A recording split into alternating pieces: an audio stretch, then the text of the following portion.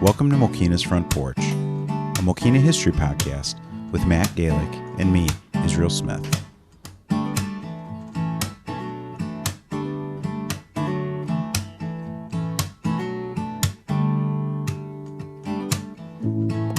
Matt, tonight we were down at Village Hall, and we just got out of the board meeting where they did the proclamation for Deputy Walter Fisher. Yes, they did. And we're going to share that just after this, but this is kind of something we've been talking about and working towards for a while. Yeah, it has. You especially with the book since 2018 when you wrote the book about Deputy Fisher. Yeah. You know, what does this mean to you, Matt? It's very, it's kind of like emotional for me because when I wrote the book, I wanted it to spread the awareness of Deputy Fisher's sacrifice to our community so that it wouldn't be totally forgotten, because I really think that without the book and the interest it kind of stirred up, that unfortunately probably would have happened, because at the time I wrote it, there really were only a tiny handful of people in town who were aware of that story. So it's very meaningful for me that the powers that be, as it were, took an interest in him and in the story and issued this proclamation, which I think was beautifully written. Very beautifully. Well done. Very beautifully written. Yeah. So I'm very happy about it, and I'm happy that it's, Mayor Fleischer told me that it's, as we'll see, that it's going to be sort of on display in the Village Hall for everybody to see, and that it'll also be sort of enshrined in the village records, so that if, hopefully not, but maybe 100 years from now, if our equivalents then are unfamiliar with Deputy Fisher, maybe they'll be looking at some board minutes, trying to find some interesting information, and they'll see that in there. Yeah. No, it's great, and we appreciate Trustee Dauphiné. Oh, absolutely. Who really helped us along to get this to where we're at today. It was a big help. And the whole board and the mayor and the office just inviting us and letting us have input, as well as getting the input from Chief Benton and everybody. So it's, as Matt said, a beautifully written memorial proclamation about him. And hopefully, again, just a first step in the village and kind of recognizing and displaying more of our history and the stories that kind of made Mokena, the great village that it is and that it was, and what it's going to be. So well done, Matt. This is a good stepping stone starting accomplishment. And, I think so too. Great to recognize Deputy Walter Fisher. Absolutely. Tonight. Okay, appointments and proclamations. Proclamation for Deputy Walter Fisher. Village of Mokena proclamation for Deputy Walter Fisher. Whereas Deputy Sheriff Walter Fisher honorably served the Will County Sheriff's Office for 5 years, demonstrating unwavering dedication to the safety and well-being of our community. And whereas Deputy Fisher was a proud resident of Mokena, Illinois, where he also operated a general store that served as a central hub for the local community, fostering a strong connection with his neighbors. And whereas at the time of Deputy Fisher's service, the village of Mokena did not have an established police force, and he effectively fulfilled the role of a police officer within the village, ensuring the safety and order of its residents. And whereas on April 14th, 1926, Deputy Fisher courageously pursued an automobile thief involved in a series of crimes, including the robbery of a mail truck in Indiana Harbor, Indiana, earlier that day. And whereas during the pursuit, Deputy Fisher engaged the suspect, who opened fire, tragically resulting in Deputy Fisher being struck 5 times and succumbing to his injuries. And whereas Deputy Fisher's bravery and ultimate sacrifice exemplify the highest standards of law enforcement and reflect his deep commitment to protecting the citizens of Mokena and Will County. And whereas it is fitting and proper to honor the memory of Deputy Fisher, who left behind a loving wife and 2 children, and to recognize the enduring impact of his service on our community. Now, therefore, I, Frank Fleischer, Mayor of the Village of Mokena, Illinois, do hereby proclaim and recognize the service and sacrifice of Mokena resident and Will County Deputy Walter Fisher, and encourage all residents to reflect upon and honor the valor and dedication of Deputy Fisher whose selfish actions continue to inspire and remind us of the profound sacrifices made by law enforcement officers in the line of duty. Proclaim this 9th day of December 2024. Matthew, would you like to say a couple words? Absolutely, Mr. Mayor. So I just wanted to say thank you to Mayor Fleischer and the Board of Trustees for this proclamation and making it happen. Special thanks to Trustee Delphine, who is not here tonight, but he took a special interest in this story and kind of got the ball rolling here. Back when I wrote the book about Deputy Fisher back in 2018, getting something like this was kind of like the goal I had. So I'm glad that it was able to happen. Looking forward to some kind of permanent remembrance to the deputy here in our community. And I just only wish that Deputy Fisher's wife and children could have been here, but unfortunately they're long since deceased, but I think they're with us tonight on a different plane. So once again, thank you to the mayor and the Board of Trustees for everything and making this happen. That is all. Thank you. Matthew, thank you for doing the research on this and bringing this to our attention. Oh, absolutely. What we're going to do with the proclamation is we're going to put it in the wooden cabinet out there. Oh, fantastic. So it will be on display out there. Oh, great. I'm thrilled to hear that. Okay, thank both of you. Israel, thank you also. Thank you. Thank you. This episode is all about Matt's second book, the 1926 Orland Park Murder Mysteries. Matt published this book in 2018, and it really was kind of a passion project for him, something that as he learned and was studying more about the history of our town, the story of Deputy Walter Fisher really stuck out to him. And then it kind of stuck out even more when he realized that there is no memorial in our town to Deputy Walter Fisher. So on Monday, February 13th, Matt and I decided to go down to the village board meeting and just share a little bit of the brief history of Deputy Walter Fisher and his importance on our town, as well as kind of make an action item, make some requests or an idea of what we could do from us as ideas to fix this problem as we see it. So we've included that audio, Matt and I going to speak to the village board, but we also go through the book, and we don't do a reading of the book. That will be a lot longer, but it is a long episode. But if you have to listen to it in parts or come back to it, please do, because it's an important message and I think a very important piece of history for our town. We hope you enjoy this episode. I'll be sure to leave a link to where you can buy Matt's book in our show notes. So check that out and enjoy this next episode of Mokena's Front Porch.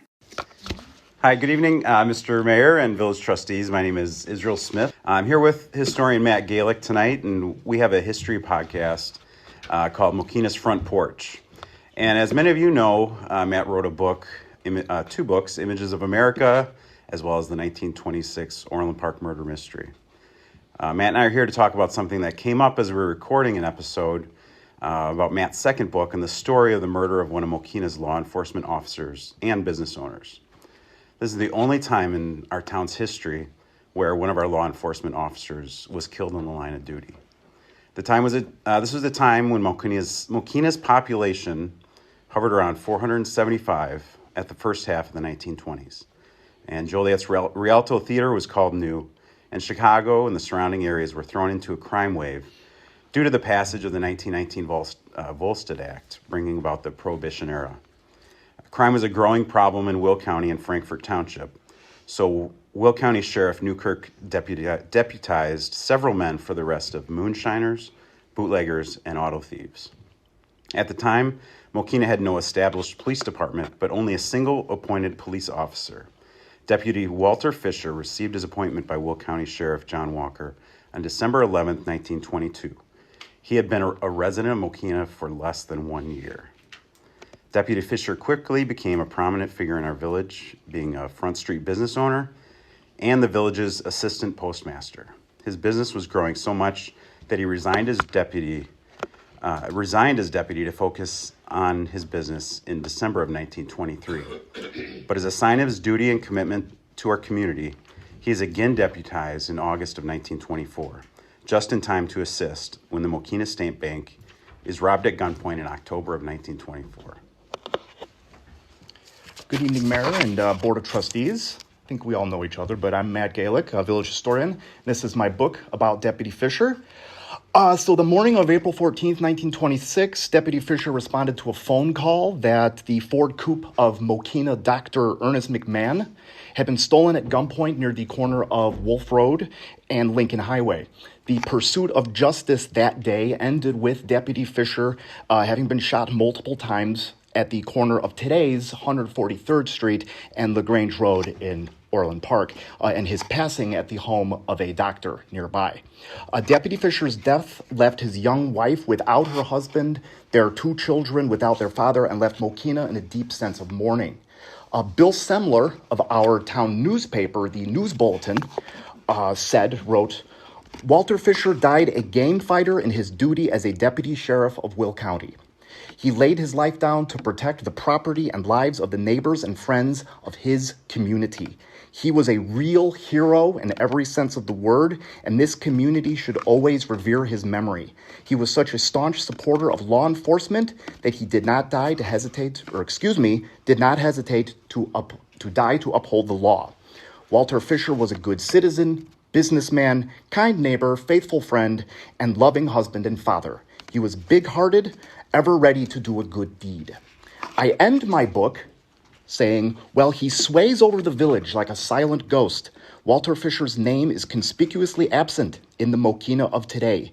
His dedication to his home was paid for in his blood, and the ultimate sacrifice has been completely forgotten. No memorial stands in his hometown, no park or street or even a bench bears his name.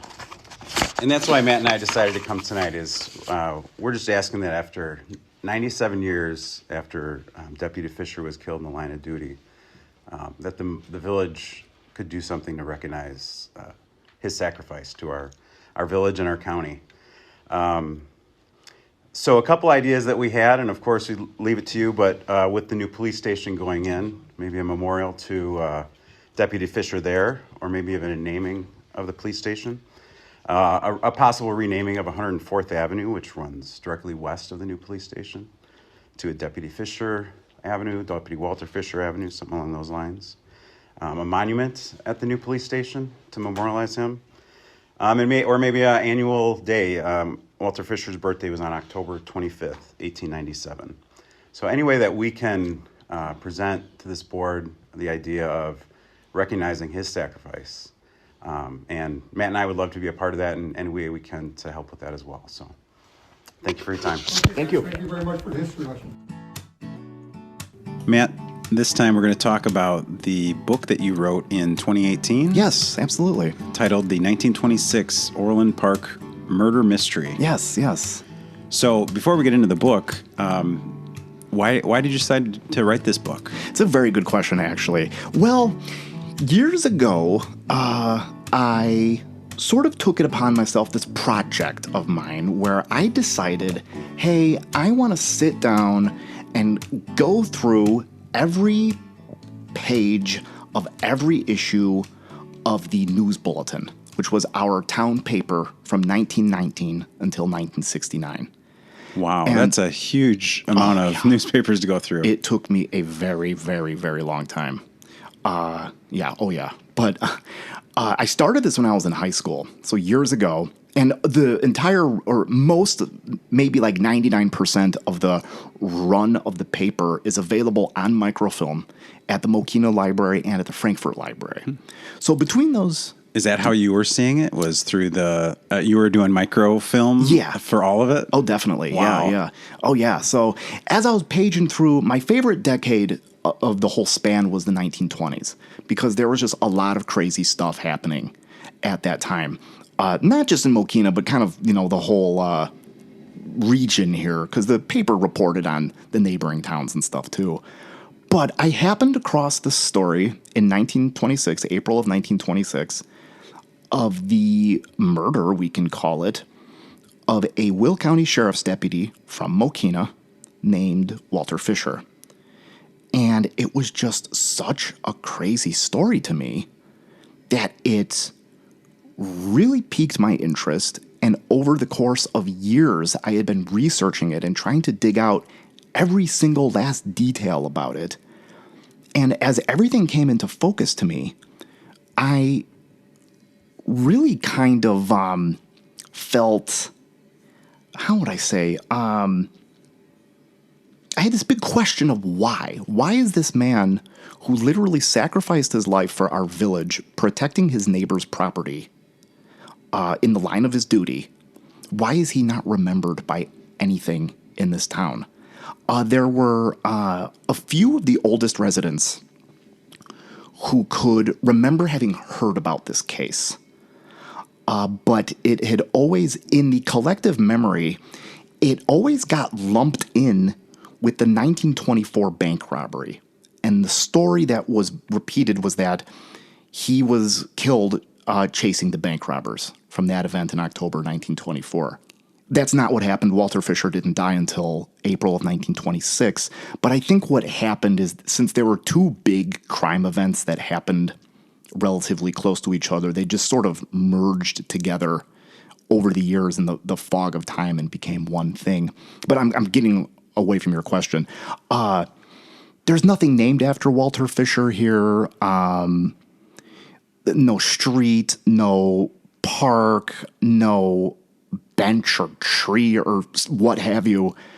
And I wanted him to be immortalized and remembered for his sacrifice, because he's the only law enforcement figure in the entire history of Mokena who died in the line of his duty. And explain that, because there was not a Mokena Police Department at the time. That's correct. So how did he become Mokena's law enforcement? That's a good question, actually. So, yeah, the Mokena Police Department, as we know it now, did not exist until much, much later.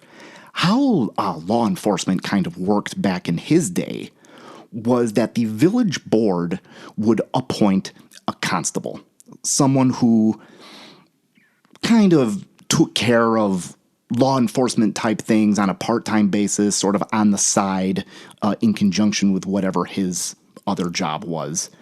But Walter Fisher was not a Mokena constable. He was a Will County sheriff deputy. And how that worked is, in the early 1920s, after Prohibition came into effect, there were lots of problems in Will County with bootlegging and stuff of the sort. So the sheriff went from town to town in what were then the rural communities of Will County, and would deputize a couple men from each town as kind of like a supplement to help them combat bootlegging and prohibition-related offenses. And that's where Walter Fisher came onto the scene, because he was a general storekeeper in Mokena. And we've talked about his store before, but maybe just tell us where he was at. Absolutely. So Walter Fisher, when he first came to Mokena 101 years ago in 1922, he opened up his store in an old building that was on the northwest corner of Front Street and Division Street. Was not there too terribly long, though, because he moved a few doors down further to the west into yet another old building that stood where Dina's Barbershop would later stand. A lot of people will remember where that was. Also, unfortunately, a building that's no longer there. But the building that Fisher worked out of was destroyed in a fire only a few years after he died. So it's been gone for a really long time. And the first, is it right, the first building he had his business in, he bought from Mr. David Kropp's dad and uncle? That is correct. Yeah, they sort of switched properties, because they were, Roy and Milton Kropp were the owners of a hardware store. And when they first got started out, they opened up in what then was called the Zahn building, on the north side of Front Street there. And this business transaction happened where basically they flip-flopped. So Walter Fisher moved into what had been the Kropp hardware store in the old Zahn building, and the Kropps went into the building on the corner of Front and Division Street, where they had their hardware store throughout the 20s. That's a connection to a living connection, actually, to Walter Fisher. Yeah, definitely. So, and again, before we really get into the book, so you decided that you wanted to do something kind of as a memorial or as a memory to Walter Fisher. What did you do? How'd you get from the point of having the idea to putting it in place, getting the book in place? Actually, the whole thing started out in an article that I wrote for the Mokena Messenger back in 2009. I wrote this article, and it was pretty long, so they split it up into two parts. But even after I wrote it, I wrote the whole story of Walter Fisher and his untimely demise, I kind of thought there's still so much to this story that didn't make it into the article in the Messenger. And I thought, well, what's a good venue for this? And I decided after I wrote my first book, the Mokena book that came out in 2011, I sort of had the experience in writing books, and I thought, this is worthy of a book. There's enough here for a book. Absolutely. So, yeah, kind of took off. And did you go to the same publisher that you used for the Mokena book? Yeah, actually, it's interesting. So the Mokena book was published by Arcadia Publishing, who specializes in these sort of local village community histories. They have I don't know if you could call it like a subsidiary or like a separate arm or whatever, but they, have a publisher called History Press that is under the Arcadia umbrella. And History Press, sort of like the same thing, specializes in like the tales from American history that you might not have heard. Local history, things like that. The thing I think that separates History Press and Arcadia is that Arcadia is primarily pictorial histories, whereas with the 1926 Orland Park murder mystery, the second book, and a lot of the other stuff History Press has done, they're a lot more text oriented. Tell us about the title. How did you come up with the title? Yeah, that's also why I keep saying it, but that's another good question. So, as I wrote this book, when I wrote the book, my old articles in the Mokena Messenger, the pieces for my blog that I still have today, I am not good at coming up with titles. It's always the last thing I do. So I wrote the whole book, still didn't have a title. But I came up with maybe something like 3 possibilities that I thought were kind of good. And in fact, the one I liked the most was Deadly Pursuit. It was, I forget what the rest of it was, but it was sort of like Deadly Pursuit, Walter Fisher of Mokena, something, something. But unfortunately, every idea I had, my publisher shot down. They didn't like any of them. And they ultimately sort of arbitrarily decided that they were just going to call it the 1926 Orland Park murder mystery. It's like, okay, fine. They're in the business of selling books. So that's what they gave it because they thought it would do the best with that title out in Orland. But I was kind of frustrated by that because as anybody that reads the book will see, it's about 90% of Mokena's story, though. Sure, yeah. It's about Mokena people, and one of the events, did not take place in Mokena, but still kind of, irritates me a little because I think, well, maybe there's a lot of Mokena people that might see this and not pick it up because they see Orland Park. One of the first lines in the book that really stuck out to me, and it says a lot about the time that this was going on, and it's in relation to talking about Mokena, and the line is, not 35 miles to the north, the Thompson submachine gun was earning in blood its moniker, the Chicago typewriter. Yeah. So with that start, tell us kind of a little bit about how the book starts, where we're at, what's going on. Yeah, so the book opens up with the discovery of a body that this took place out in one of the near suburbs to Chicago, one of the near western suburbs. I believe this happened in Broadview, I want to say, but it was the discovery of a body, a very brutalized and bloody one. This was not Deputy Fisher, But as without giving away too much from the book, it would turn out that this dead man that was found in the middle of a road late at night would by and by come to be called the murderer of Deputy Fisher. And that's one of the tricky parts of this whole case and why it's called a murder mystery, because the prime suspect in Deputy Fisher's killing was ultimately killed himself the same day under circumstances that were never totally cleared up. And through a strange kind of twist, another man was ultimately found guilty and sent to prison and did time for it. So before we get to that, let's talk about, we've talked a little bit about Walter Fisher. Yeah. But tell us about the crime. So the crime, how it all went down is, let's see, there's a lot of little facets to this. Where do I start? So the day was April 14th, 1926. Mokena was still a very small rural farm town at the time. Around 475 people, I think is what you said in the book. Yeah, that sounds about right. Yeah, 475 thereabouts, so very small. Everybody knew each other. This afternoon, a local man, Dr. Ernest McMahon, who was our village doctor, was in practice for many, many years. A lot of people actually still remember him.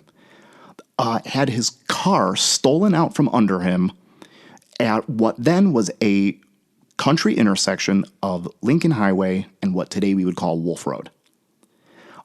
His car, and the crime is nowadays we would call this carjacking. He was traveling, he was headed east down the Lincoln Highway, and as he approached the intersection with what then they just called the Mokena Road, but later on came to be called Wolf Road, as he got up close to the intersection, a man stepped out from some brush who was carrying some big bags or sacks hoisted over his shoulder, kind of flagged him down and got him to stop. And as Dr. McMahon stopped, slowed down, thinking, this is some guy who's maybe had car trouble or is in some other emergency, needed help, was greeted with a pistol to his face. And the man explained something along the lines of, "I need your car right now." So Dr. McMahon was not one to argue with the gun. He got out.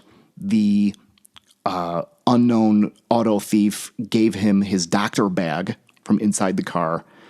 He got in the car, sped off to the east, and disappeared into the horizon. Dr. McMahon, in his, I guess you could call it panic, I know I would have been panicked, went to the farmhouse of a man by the name of Clarence Cleveland, who had his farm on the, most of it was on the southern side of that intersection, Lincoln Highway and today's Wolf Road.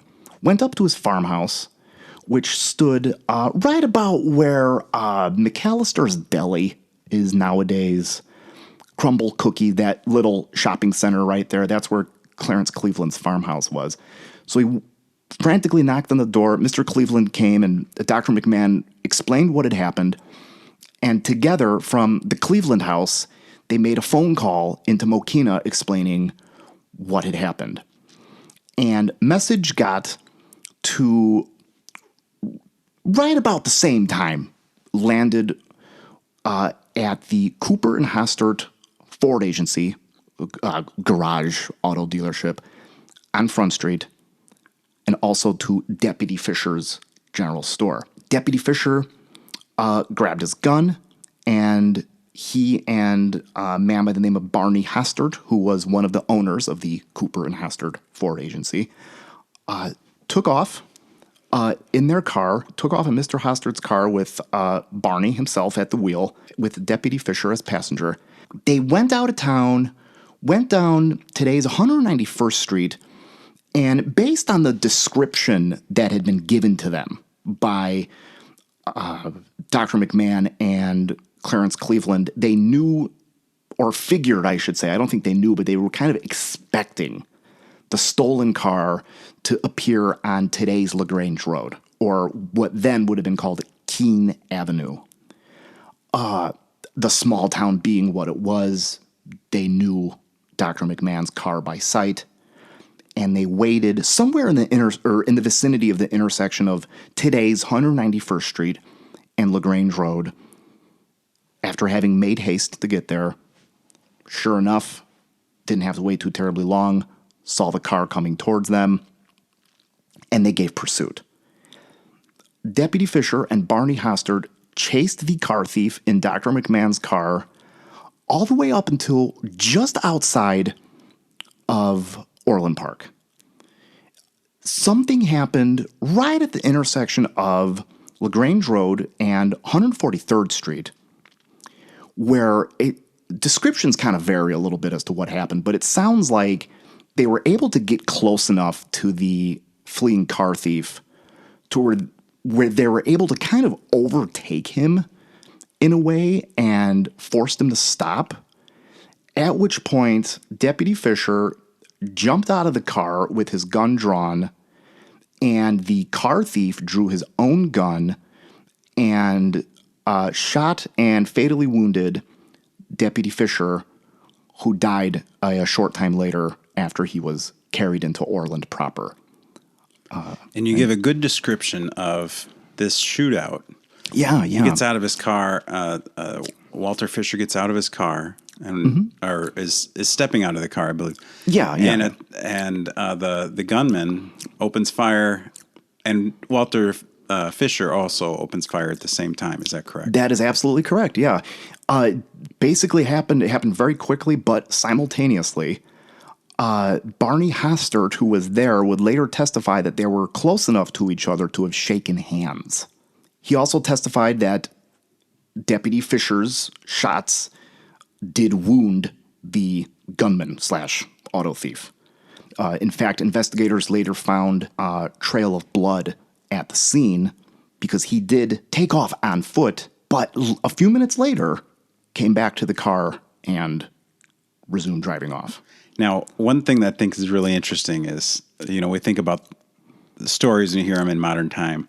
Mm-hmm. When I looked up, the doctor's car was, I think, a 1924 Ford Coupe. Mm-hmm. That's right. Yeah. These are not like sports cars. These are not. This is an old, early car. So it gives a little more to the picture of the story when you think about these. They're not big cars like we're used to today. No, definitely not. You were right. They could be right up next to them. Absolutely. So that to bring a little clarity to that picture there. Oh, definitely. Yeah, these were not huge cars. These were not cars built for speed either. I don't know what their max speeds they reached during this car chase. And was Barney Hostert, was he wounded at all? As a matter of fact, he was. He was so close to this entire thing as it happened that either a piece of broken glass or they posited it could have been one of the gunman's stray rounds sort of clipped the tip of his nose, which left him with a visible scar, actually. For the rest of his life, and I've talked to people who remembered it. He passed away at the end of the 1950s, but he carried a visible scar on his nose from that. So Deputy Fisher was shot. He was. Barney Hostert he's okay. He's slightly wounded, and the gunman is now at this point taken off and gone. That is correct. So what happens to Walter Fisher and Barney Hostert? Yeah. So what happened was, the shootout happens. Barney Hostert sort of instinctively ducked inside the car. Deputy Fisher he fell out of the car as he was sort of in the process of jumping out of it when the shooting happened. He's laying on the ground. Gunman took off on foot. As the shots are exchanged, there was a candy salesman who was in Orland at a general store on 143rd Street who had heard the shots happening, and I guess you could call it bravely, came out to the intersection to see what was going on. And this is immediately after the shooting happens. He finds Barney Hostert and Deputy Fisher, Barney having run off to a immediately afterward to a nearby farmhouse to try to get some help, but there was nobody home. The salesman, whose name I forget, loaded the two guys, including severely wounded Deputy Fisher, into his own car, drove them back into Orland, and took him to the village doctor's house. That was Dr. Schussler, I believe was his name, to a house that's actually still standing, but doctor's not home. So they managed to carry Walter Fisher, who was barely alive at this point, into the doctor's office in his house, and it was there that he bled to death within a few minutes of this having happened. And as this was going on, after the candy salesman came and took the guys into town, that's when the gunman came back, jumped once again into Dr. McMahon's car, and drove off and disappeared for the time being. So Walter Fisher dies in the doctor's home with no doctor there to help him out. That is correct. Absolutely. So now tell us who Dan Hesley was. So Dan Hesley is a very interesting character.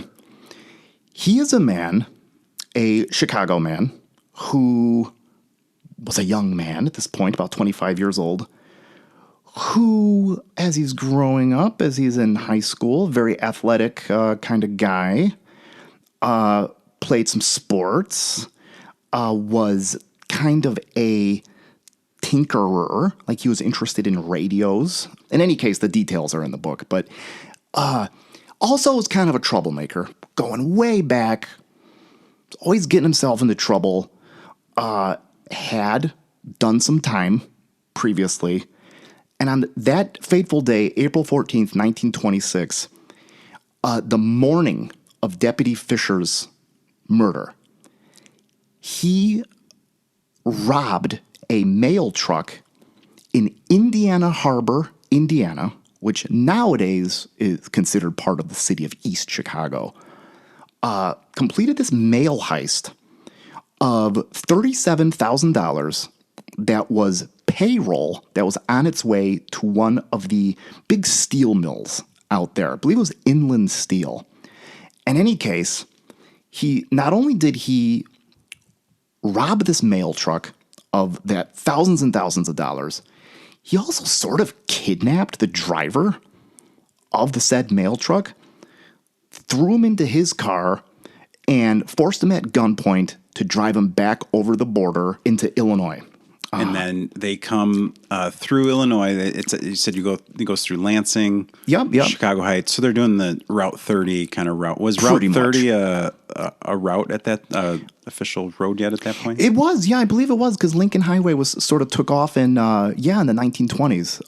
So if you're a listener and you're maybe a newcomer to the area, Route 30 and Lincoln Highway is the same thing. So that's it. We don't know the exact route they took, but based on the places that would later be referenced to them having passed through, it kind of sounds like that's where they were headed, maybe around that Lincoln Highway, Route 30 corridor. And so he stole $37,000. Yes. So in today's money, Yes. that's equal to about $640,000. Yeah, it's nothing So it's to sneeze at. this is a huge chunk of money that was stolen. Absolutely, yeah. And everything was going pretty well for him. He got his loot, didn't get hurt doing it, was making his escape when they got into Joliet and started to have some car trouble. His car, Dan Hesley's car, basically died on him as they were going through Joliet. So he and his kidnappee, if you want to call it, a guy by the name of Frank Watson, sort of pushed the car into a garage or auto workshop on Route 30 in Joliet. And as all this is happening, Dan Hesley's trying to play it cool and not look suspicious, explaining to the mechanic he encounters what's going on. This man that he had kidnapped, Frank Watson, sort of used that as his opportunity to escape. And he ran off, got to a phone, and was able to call authorities and explain what had happened. And that's kind of like a crucial point in this story, because it is then that Dan Hesley, who of course figured out what had happened, kind of went off the radar for a little bit. And in the aftermath of everything that had happened, investigators, this is where it gets kind of tricky, but investigators sort of put it together that Dan Hesley was the man who then robbed Dr. McMahon of his Ford coupe outside Mokena, therefore sparking the car chase in which Deputy Fisher was killed, and that Dan Hesley was the man who shot him. So he's the,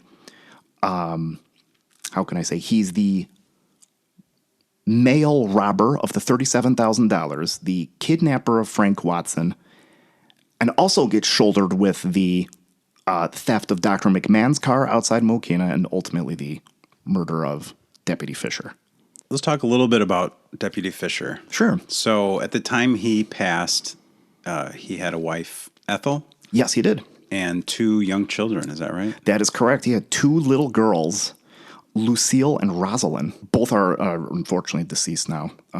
And, you know, there's more in there, but it ends up, they have a kind of a tragic family story. They do, yeah. Ethel passed away very young. And absolutely. Even the kids, I believe, right? Both the daughters. That is correct. Yeah, the story of this, what happened to the Fisher family is incredibly sad. Yeah, Ethel passed away, I believe that was in 1930, of tuberculosis. Very young woman, early 30s. At which point her 2 daughters basically grew up in orphanages. I don't know why no one in the family, either in her family or her husband's family, took them in, as they both had decent-sized families. But the 2 girls grew up in orphanages, and I believe that was Lucille passed away in the 1950s, at which point she herself would have been in her 30s. I can't remember offhand what of. Some ailment that was common back then. In fact, when Lucille Fisher died, actually, she wasn't a Fisher anymore. I believe she was married, if I'm not mistaken, I believe she was Lucille Kaufman. In any case, when she died, her obituary was carried on the front page of the news bulletin here in Mokena, our paper we had back then. Even though she hadn't lived in Mokena in close to 30 years at that point, it sort of listed her details and all this, and it sort of added, you might, or village residents might remember her father, Walter Fisher, who was killed in 1926, et cetera, et cetera. And then to round out, Rosalind Fisher, Walter and Ethel's other daughter, did actually live a fairly long life.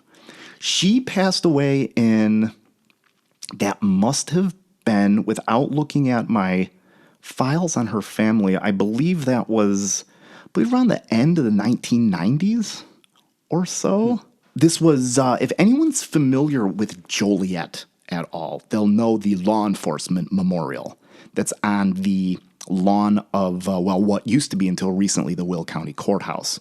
That lists the name of every every policeman from Will County that has died in the line of duty. And of course, Deputy Fisher's name is on there as well. That was completed right before she passed away. And it was sort of like the last thing she saw was her father's name going up on that memorial, which made her immensely happy and proud. So I'm glad that she got to see that before she passed away. And the Fishers were one of very few Jewish families in the community. Yeah, that is correct. That's another thing that makes them interesting. Yeah, there were other Jewish families in town. The Kolbers, for example, were one. The Wishnicks, who they were moved out of town by the time the Fishers came along, but they were another one from a little before that. They were. There weren't too terribly many Jewish folk around in those days. But just another thing that made them unique. Yeah, absolutely. To get back into the story a little bit, how does Dan Hesley end up being arrested? So what happened to Dan Hesley is after he made his escape from Joliet, after his hostage, I guess you can call him, ran off and called the police, he took his big canvas sacks stuffed with cash from his robbery, threw them over his shoulder, took off, and later that day, after Deputy Fisher was killed, he was getting back home, he was getting into Chicago, and at one point he found himself in a taxi with his cargo, I guess you can call it. As he was paying his fee to the cab driver, he gave the man a abnormally high tip from one of the literal sacks full of cash he was carrying. The cab driver found that to be very, very suspicious and notified the police about it basically right away. And they jumped on it because the heist that had been completed by Hesley in Indiana Harbor was big, big news the day it happened, and it was on all law enforcement's radar sort of immediately. So that alone is what made him a suspect. Somehow or other, they were able to put it together that the passenger had been Dan Hesley. And he was on the run for a few days with his wife. He was a young married man. He was holed up in the Morrison Hotel in Chicago, right in the Loop. In fact, if we have any listeners that are, maybe work in the city or familiar with Chicago, that hotel stood where Chase Tower is nowadays on, well, let's see, what is it front on? Yeah, it's Clark and Madison, I believe, right? So. Yeah, I believe so. It's one of the tallest buildings in Chicago, but yeah, Chase Tower, that's where the Morrison Hotel used to be. And that's where the authorities, postal inspectors, policemen, what have you, caught up with him and arrested him right there at the Morrison Hotel a few days after the heist and murder. And he had been spending some of the money and with his wife, was it? Or his pregnant wife at the time? That's right. Yeah, she was expecting at the time. That is right. Yeah. Yeah, he had gone through a little bit of the money, but he had sort of stashed away a lot of it. I think he had some of it hidden in a garbage can at his mother's house, if I'm not mistaken. And then also he put the lion's share of it in some safes in banks on LaSalle Street. But he did end up at some point returning, I think it was about $31,000 of it, you said. Yeah, he did. The not all of the loot, but a fair amount of it was able to be found and returned. I don't really know if that worked out in his favor at all when it came time to sentencing. I mean, we'll get to that, but yeah, he was able to sort of lead investigators to where he had hidden most of it. And all the details that you highlight about the little things they found and how to track them down, they tracked them down in a time of no technology. Is really incredible. And it says a lot for the police of that time. It is. It's really interesting stuff. Yeah, it's crazy to think about that they did this. So how about tell us who Santo Calabrese was? So Santo Calabrese, kind of a mystery man. We don't know too terribly much about him. We kind of have a rough birth date. I believe he was born towards the end of the 1880s in Italy. And at the time of the heist and Deputy Fisher's murder, he was a relatively recent immigrant to the United States. He immigrated over from Italy around 1922, 1923, thereabouts, was living in Chicago, near what is today we would know as Chinatown, which then, though, was a very heavily Italian-American community, working as a laborer. And let's see, how can I explain this? I don't want to make this too confusing for people. So Santo Calabrese, sometimes you see his name rendered as Colabrese, too. We'll just call him Santo Calabrese. He himself was murdered on the evening of April 14th, 1926. So that's the same day Deputy Fisher was killed. And his body was found laying in the middle of the road in, like we were saying towards the beginning of the podcast, I think that was Broadview up there in that neighborhood. It was Broadview. Said. Broadview, yeah. He met a pretty nasty end. He was found to have a point-blank gunshot wound in his head. And it also appeared that his head had maybe been run over by a car. He also was found with some superficial, really not fatal wounds in his body. I think he had one in his hand, one in his back, thereabouts. And once Santo Calabrese's body was found that night, April 14th, the investigators are kind of putting things together, and they sort of summarily declared him to be the mail robber of Indiana Harbor and the murderer of Deputy Fisher. And in fact, Barney Hastert and Dr. McMahon, both of Mokena, were sort of summoned up that way to view his body. And they both positively identified him as being the man they saw, both respectively steal their car and shoot Deputy Fisher. And they've also found Santo with 2 different calibers of bullet, isn't that right? Oh, yeah, that is. Thank you for bringing that up. That is correct. So he had the fatal head wound, and the wounds I mentioned, the sort of superficial, not huge deal ones, were discovered to have been of a different caliber than the fatal wound.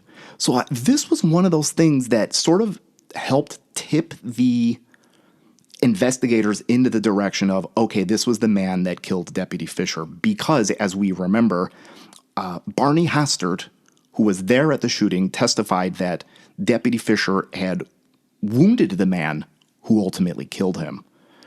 And I think there's some report somewhere that says that the actual rounds were removed out of Santo Calabrese's body and successfully matched to Deputy Fisher's gun, his revolver. So it kind of throws that's where the question and the mystery comes in. Exactly.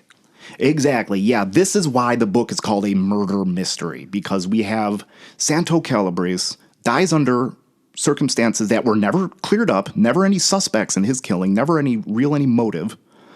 Although it was posited that co-conspirators must have killed him, who stole the money from him that he had robbed earlier that day. In any case, in the immediate aftermath of the mail robbery and Deputy Fisher's murder the same day, Santo Calabrese is named the suspect / guilty party in both cases. But then a few days later, Dan Hesley comes along. He's arrested and charged with both crimes. And the media at the time was saying that, yeah, the whole thing with Santo Calabrese, we have no idea who killed him. It's an unsolved case as of now.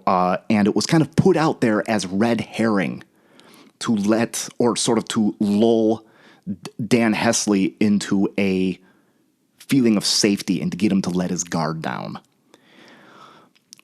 Doesn't really explain the fact that, according to this one mention that made it into the media, that bullets were removed from Santo Calabrese that were said to be conclusively matched to Deputy Fisher's revolver. In the aftermath, we have Barney Hastert and Dr. McMahon changing their testimony and saying, actually, no, it was Dan Hesley that we saw that day. So But that comes after a face-to-face with Hesley. That is true. After a face-to-face lineup, they both changed their testimony and positively identified him, Hesley. So there are a lot of weird little things about this case that don't really add up. And for what it's worth, Dan Hesley was tried and sentenced, found guilty for both crimes. The mail heist in 1926, and then a year later in 27, he was taken out of prison and tried for the murder of Deputy Fisher. He always maintained until his dying day, he admitted guilt in the mail heist, but always maintained his innocence in the murder of Deputy Fisher. And Dan Hesley first, so he's convicted of the robbery and is sent to Leavenworth Prison in Kansas. That is correct. And then shortly after, sometime after that, he's moved to Alcatraz. That is correct. His mugshot from Alcatraz is featured on the front cover of the book here. That it is, yeah. And it is. So what happened there? He's in Alcatraz. How does he? What happens after that? So yeah, he's up there in Leavenworth, and there was some disciplinary infraction or something. Something was going wrong at Leavenworth, so they packed him up and sent him to Alcatraz. Finishes his sentence, which I believe was 25 years. 25 years for the mail heist he got. Then he began serving the sentence for the murder of Deputy Fisher at the state penitentiary in Joliet. So he gets out of Leavenworth around, 36, 46. That'd be around 1951, I think. Sent to Joliet, where he begins doing his time there. And this is another one of these things where we don't really know too much about the details of what happened here, because unfortunately, most, if not all, of the records on prisoners from the penitentiary in Joliet were destroyed. So we can't really totally say, but he didn't do really that much at all of his sentence in Joliet for Walter Fisher before they sent him home. And interestingly enough, he was at the prison, the old Joliet prison. Yes. And the place that his car broke down on the escape was not that far away. It was just kind of around the corner, down 30 and from the old prison there. Yeah, not far at all, really. Yeah, so that's kind of a weird twist of fate there for him. Yeah, absolutely. So, Santo, he's buried in a unmarked grave. That is correct. And do you remember where that is? And Yeah. Santo Calabrese, they buried him in Mount Carmel Cemetery, which is that's the town of Hillside as we get a little closer to the city. And interestingly, also the final resting place of Al Capone. Santo Calabrese is literally stone's throw away, a few yards away from another infamous gangster, Jack McGurn, who was killed in the 1930s.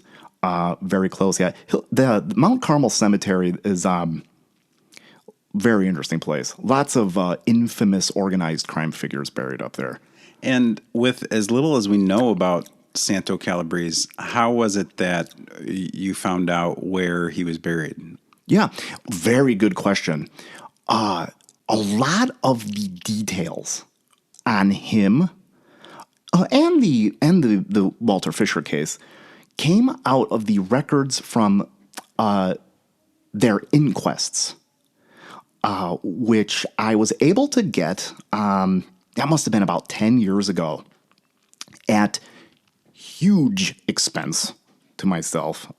It's absolutely embarrassing how much money I spent on this, so I won't say, but I had to order them from the Cook County Department of Health, as the newspaper accounts from both cases, both Deputy Fisher and Santo Calabrese, both reference inquests having been performed on them. So I thought, if those records are still around, there might be something interesting in those.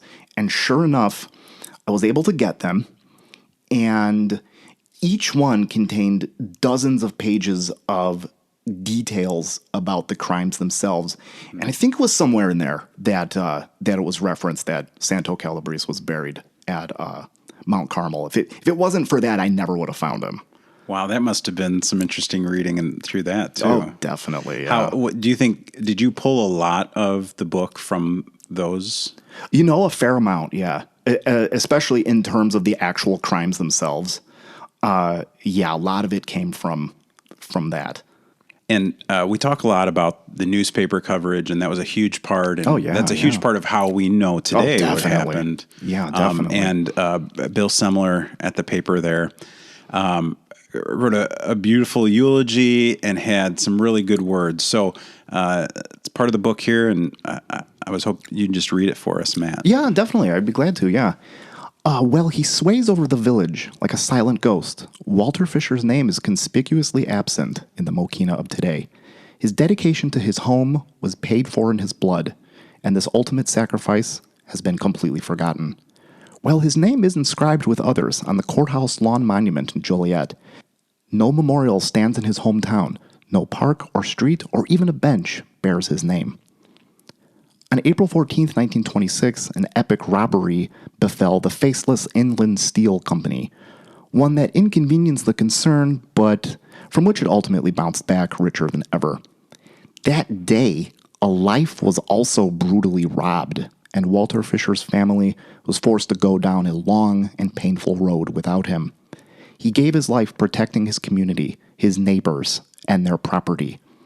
In the words of editor William Semler of the Mokena News Bulletin, he was a real hero in every sense of the word, and this community should always revere his memory. You can't think of a much better way to honor or memorialize somebody than that. Those words, you can tell they had a relationship. He knew this person, and his heart, along with the heart of the community, was broken and hurt by this loss. Absolutely, yeah, definitely.